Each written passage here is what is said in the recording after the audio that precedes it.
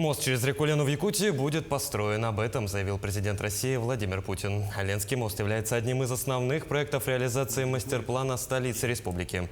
Как заявил президент страны на встрече с выпускниками РАНХИКС, Якутск уже является лучшим городом на вечной мерзлоте, потому что таких больше нет. И мост в республике будет построен. Напомню, ранее глава республики Айса Николаев заявлял о том, что стоимость моста через реку Лену в Якутии вместе с подъездными путями по предварительным данным снизили до 130 миллиардов рублей.